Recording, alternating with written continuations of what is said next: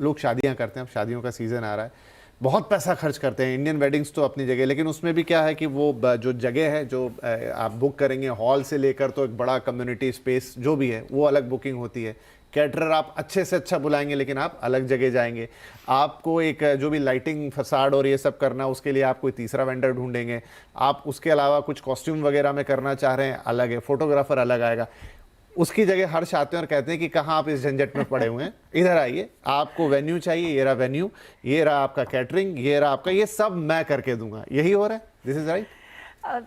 थोड़ा एग्जाम्पल मैंने बहुत ज्यादा सिंपल कर दिया, बट हो यही रहा है। In simple way yes, but I think from real estate के हिसाब से अगर देखा जाए it's slightly more complicated, but आपको मैं एक सिंपल पैरेलल दे सकती हूँ from a real estate point of view.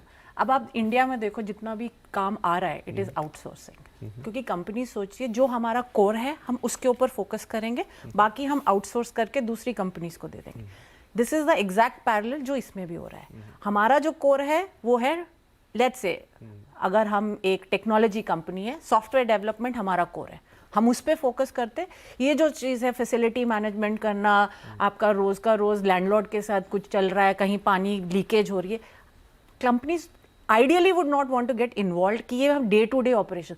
अगर मेरे को एक वेंडर मिल रहा है वो जो सारी मेरे प्रॉब्लम्स को टेक केयर कर रहे हैं, and this works very well for small, medium and slightly large companies. तो गूगल वगैरह तक के नाम लिए नहीं, गूगल वगैरह का अब क्या हो रहा है कि देयर आर बड़ी companies consciously portion of there is going to flex. अच्छा, उनका रीजन अलग है, कंपनीज जैसे साइज पे डिपेंड। थोड़ा सा और इसको समझने की कोशिश, मुंबई का बीकेसी आप जाइए, एक से एक बड़े बड़े ऑफिस और बड़े, तो वो कैसे चलते हैं? वो कंपनीज की खुद की बिल्डिंग है या उन्होंने बिल्डिंग किसी से ले ली है, अंदर का मैनेजमेंट खुद संभालते हैं, थर्ड पार्टी को देते हैं, क्या है वो?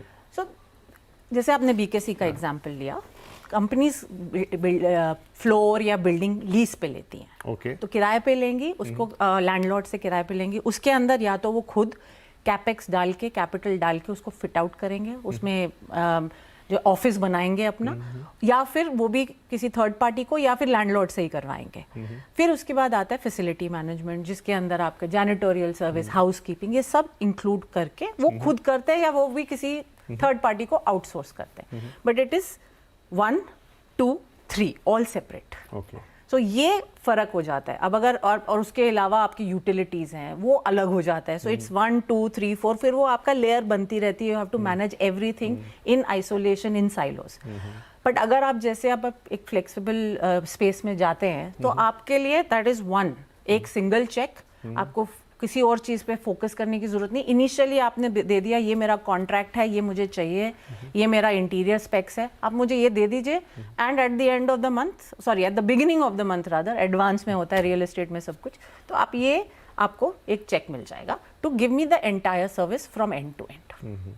मेरे शादी वाले एग्जाम्पल मतलब गड़बड़ी नहीं थी उतनी, फिर लगभग सरल भाषा में यही है, एक्सेप्ट वो शादी केवल आपके लिए कस्टमाइज्ड है। हाँ। ये आपके मन में जहन नहीं आएगा कि मैं एक कम्युनिटी या मैं एक शेयर्ड शादी कर रहा हूँ। सब कुछ आपके लिए है, हम बस एक सर्विस प्रोवाइडर है जो आपके लिए मैनेज करके bespoke तरीके से आपको ये दे रहे हैं। तो हाँ जी, मैं एक चीज़ ऐड करना चाहूँगी। अब जैसे सेविंग्स की बात होती है, सब सोचते हैं कि जो कंपनी ये प्रोवाइड कर रहा है दे हैव टू अर्न, तो फिर उनके मार्जिन्स कहाँ जा रहे हैं? मैं यही सवाल ही, मैं आपने बोल दिया यही सवाल कि भाई ये ठीक है आप कर तो रहे हो, लेकिन इसमें फिर इसमें ये एंगल आता है कि मेरी सर्विसेज शेयर्ड हो जाती हैं। अब एवरी कंपनी, चाहे मेरा 20 हो, चाहे 5,000 हो, चाहे 10 हो, चाहे 50 हो, I don't have to create gym, cafeteria, so वो सर्विसेज क्लब हो जाती हैं, number 1। Number 2, economies of scale. अब आप देखा जाए तो अब जैसे स्मार्ट वर्क्स है, 10.2 मिलियन स्क्वायर फीट अगर पोर्टफोलियो अगर है, तो उसके अंदर कॉन्ट्रैक्ट्स ऑलरेडी हैं, interior contracts, vendors are already there, economies of scale आ रहे हैं, so some benefit passes on. Third piece which is कोई इतना उसमें जाता नहीं है, बट अगर मैं पूरी टीम अपना क्रिएट कर रहा हूँ एज अ कंपनी, उसकी भी तो कॉस्ट है, टीम की कॉस्ट। इधर वो टीम की कॉस्ट इज आउटसोर्स कंप्लीटली, तो वो सब अगर आप बंडल करके पूरी सेविंग्स देखी जाए ना, तो it is significant savings that एक कंपनी को मिल सकती हैं। इट्स नॉट कि मेरी कॉस्ट बढ़ेगी ही बढ़ेगी, थोड़ी सी on certain aspects, but on other aspects आपकी कॉस्ट घटेगी। तो जो फिगर्स हैं हर्ष, जो मैम की रिपोर्ट में, वो ये है कि इंडिया की जितनी लीजिंग हुई लास्ट ईयर उसमें से 15% इज टू दिस को, मतलब flexible, 85% still with the conventional kind of a leasing. तो क्या ये अभी, जैसे मैम ने कहा कि स्केल ऑफ इकोनॉमीज है और सब कुछ है वहाँ पर, कॉस्ट सेविंग है, और ये तो किसी कंपनी को चाहिए, उसको ये तो नहीं है कि नहीं मेरी ही ऑफिस हो, मेरा ही लैंड हो, बल्कि बचेंगी इस तरह के कंप्लायंसेस से। तो ये जो 15% अभी दिखाई दे रहा है, इट्स जस्ट अ स्टार्ट। आगे चल के ये हमारा जो कन्वेंशनल सिस्टम है उसकी जगह ले लेगा, या कन्वेंशनल सिस्टम भी बना रहेगा, वो एक अलग रिक्वायरमेंट है, और आप जो दे रहे हैं ये एक अलग रिक्वायरमेंट है। ये समझने के लिए मैंने पूछा। नहीं बिल्कुल, तो पहले तो मैं इनके पॉइंट को और ऐड करना चाहूँगा ये चीज़ कि बहुत सरल भाषा में दर्शकों के बेनिफिट के लिए, कि जब भी आप अपना ऑफिस क्रिएट करते हो आपको 4 तरीके के मेजर कॉस्ट देखने पड़ते हैं। एक तो आपका भाड़ा कितना लगेगा। अगर आज के दिन कोई हमसे 20,000 स्क्वायर फुट ले रहा है और हम यहाँ पे एक वर्ल्ड का largest campus 7 lakh square foot का ले रहे हैं, तो ऑब्वियसली बात है कि हमारा भाड़ा उनसे कम होएगा। सेकंड, आप जो भी अपनी इंटीरियर और फिट आउट में करोगे, आप केवल अपने छोटे ऑफिस के लिए कर रहे हो, हम एक स्केल पे कर रहे हैं, ऑर्गेनाइज ढंग से कर रहे हैं, तो हमारा वो कॉस्ट भी कम होएगा। साथ में आपका ऑफिस रन करने के लिए झंझट तो है ही, बट साथ में 25 सर्विस प्रोवाइडर्स आपको चाहिए, चाहे वो चाय कॉफ़ी के लिए हो, फैसिलिटी मैनेजमेंट के लिए हो, वहाँ पे भी हम स्केल से काम कर रहे हैं, तो ऑटोमेटिकली हमारा कॉस्ट भी कम होएगा। और फाइनली आपका रिक्वायरमेंट है 20,000 स्क्वायर फुट का, लेकिन हम आपके सामने प्रस्ताव ये रखेंगे कि आप 18,000 लीजिए, क्योंकि बाकी तो आपको फूड कोर्ट, मीटिंग रूम सब कुछ शेड में मिल रहा है। तो अगर ये चारों चीज़ का मिश्रण आप स्केल पे मल्टीप्लाई करें तो सेविंग्स बहुत मीनिंगफुल है। और ये इंडिया बहुत अलग है आज के दिन, जो 20 साल पहले बहुत अलग था, जहाँ केवल ऑफिस मात्र आप एक ही ढंग से कंज्यूम कर सकते थे, प्लेन भाड़ा लेके फिर फिट आउट करके खुद से चलाने के लिए। बट आज का इंडिया मांगता है कन्वीनियंस, और अगर इंडिया में जो विनिंग फॉर्मूला है, आप कन्वीनियंस में टाइम भी बचाइए और साथ में आप रुपया भी बचाए, तो वो फॉर्मूला हमेशा चलेगा। और रहा आपका क्वेश्चन, क्योंकि अपने आज के दिन एग्जाम्पल्स की बात कर रहे हैं, आपका शादी का एग्जाम्पल मुझे बड़ा अच्छा लगा, सरल लगा, तो बात करते हैं मेरे फेवरेट स्पोर्ट की, क्रिकेट। सो टेस्ट क्रिकेट तो सर हमेशा रहा है और हमेशा रहेगा, बट आज के दिन बहुत एक्शन मूव कर रहा है T20 के तरफ। Live 4 hour format, action packed, and that is the new way of how we consume the sport. तो आप ऑलमोस्ट इसी टाइप का एक इक्वेशन यूज कर सकते हैं कि टेस्ट क्रिकेट में बहुत सालों तक एक नया फॉर्मेट नहीं आता, जब तक वनडे क्रिकेट आया, और उसके बाद T20 ने तो जिस तरीके से पेनिट्रेट किया है, फ्लेक्स स्पेस एग्जैक्टली वही कर रहा है। कि एक ये ऐसा हैबिट चेंज ला रहा है कि सबके जहन में ये चीज़ आ गया, जब कोई एक स्पेशलाइज प्लेयर ये काम हमारे से बेटर कर सकता है, हमें रुपया बचा के भी दे सकता है, और एक स्टैंडर्डाइज तरीके से इंडिया में हर जगह में सेम ही सर्विस देता है, हम क्यों इस चीज़ में जाए। हमारे एम्प्लॉयज़ भी हैप्पी है, और इसलिए आज के दिन का जो आपको नंबर दिख रहा है, मैं आपको गारंटी कर रहा हूँ विपिन जी, अगर आप 2016-17 या 2019 के भी रिपोर्ट देखेंगे, कोई भी ये इमेजिन नहीं कर पाया कि फ्लेक्स स्पेस इतना बड़ा हो जाएगा। और हम तो वहाँ पे बिजनेस जब बिल्ड कर रहे थे, तो हमें तो ये क्लियरली दिख रहा था कि हवा इस तरफ आ रहा है। अभी आप एक नए कैटेगरी बना दी हो, और नए कैटेगरी में जब आप बड़े बड़े कंपनीज को इस कैटेगरी में ले आए हो। आप भी तो आप भी तो एक स्टार्टअप हैं, आपका शुरुआती ऑफिस कैसा था? हमारा शुरुआती ऑफिस, बिकॉज हम कोवर्किंग थे, हमारा कोवर्किंग जैसा ही था, और तब हमें समझ में आ गया कि इसमें एक लिमिटेशन है। तो best businesses are built out of your own use.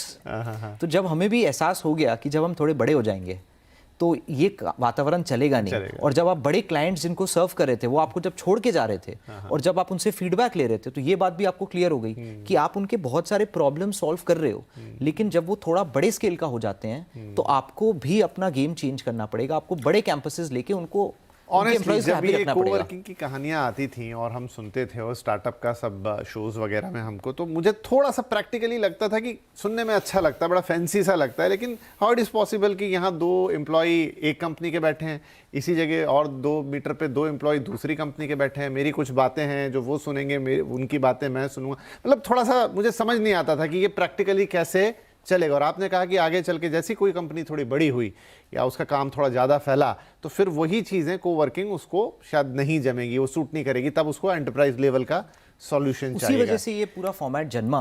और इसी तरफ अब सारा एक्शन मूव कर रहा है, जैसे अमिताभ जी ने भी बताया कि 70 to 80% अब मैनेज वर्क स्पेस की तरफ ही आ रहा है। और आप सरप्राइज रहोगे कि कोविड के समय कोवर्किंग एज अ सेक्टर ने काफ़ी चैलेंजेस फेस की, क्योंकि उस समय तो यही नहीं पता था कि कमर्शियल ऑफिस स्पेस की एग्जिस्टेंस रहेगी कि नहीं रहेगी। एक एंड समय न्यूयॉर्क वगैरह में तो एक अलग ही माहौल बन वर्क गया। फ्रॉम होम और ये सब इतना ज्यादा हो चुका था कि वापस लौट के आएंगे कि नहीं आएंगे। I think there are lot of reports after that कि बट आई थिंक मेन चीज जो वहां हुई, राइट, कि इट वाज, लोग जो सोच रहे थे उससे बिल्कुल अलग था।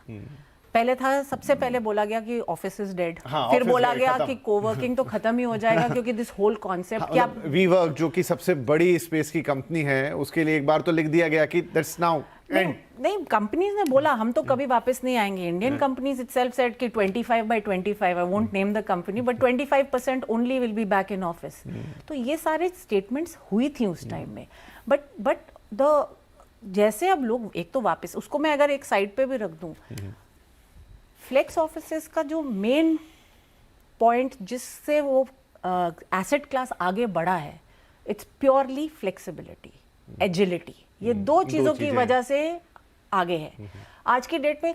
उस टाइम में कोविड के बाद में क्या था, कंपनीज के पास कैपिटल की शॉर्टेज थी। कंपनी एम्प्लॉयज को लाना चाह रहे थे, एटलीस्ट इन इंडिया। बाहर तो अभी भी थोड़ा मुश्किल है, इंडिया में वापस लाना चाह रहे थे पर कैपिटल नहीं मिल रहा था। So flex operators became capital providers. But अब वो कहानी बिल्कुल अलग हो चुकी है। अब like I said, core real estate strategy का पार्ट है फॉर लार्जर कंपनीज। अभी इतनी सारी कंपनीज आ रही हैं, इंडिया में एंटर कर रही हैं। हम जीसीसी का नाम सुनते रहते हैं, किसी को 200 सीट चाहिए, 300 सीट चाहिए। ग्रोथ है, बट कब होगी, कितनी होगी, नहीं पता। इन्वेस्टमेंट उस टाइम करेंगे नहीं कोई, तो जब तक वो प्लान क्लियर नहीं होता तब तक तो डेफिनेटली, और उसके बाद फिर इतनी आदत हो जाती है कि this is a workable model, successful model, तो हम इसके अंदर कंटिन्यू करेंगे। ऐसा बहुत चीजों के साथ हुआ है। फॉर एग्जांपल, ये सुन के हम बहुत प्रसन्न है क्योंकि हमारा बिजनेस तो और बढ़ते ही रहेगा। लेकिन हमारे बिजनेस के साथ इशू हो गया। मतलब मैं अपना एग्जांपल देना चाह रहा हूँ कि कैसे कोविड ने बहुत सारी चीजों को इस दुनिया के अंदर बदल दिया। फॉर दैट मीन्स कि उसी समय सोशल मीडिया इवॉल्व हुआ। वैसे तो 10-15 सालों से था, फेसबुक वगैरह हम सब एंटरटेनमेंट के लिए चलाते थे, लेकिन वो बिजनेस में कन्वर्ट होगा। लोगों ने घर पे बैठ के वीडियोस बनाए, टाइम पास किया, चलिए ये बना सिखा देते हैं। अब it become a main stream thing. अब वहीं पे लोग जाके खबरें भी देखना पसंद कर रहे हैं, वहीं पे लोग कुछ भी नया हो रहा है तो वहीं हो रहा है। जो आपके इन्फ्लुएंसर्स हैं अब वो आगे निकल आए एक कदम पे, क्योंकि उनके हिसाब से मार्केटिंग हो रही है, सब कुछ हो रहा है। तो कन्वेंशनल चीज़ें थी, अभी भी हैं, चलेंगी आगे जैसे हम बात कर रहे हैं, लेकिन एक नया मॉडल इवॉल्व हो गया। अब वो सोशल मीडिया पे बहुत सीरियस चीज़ें शिफ्ट हो गई।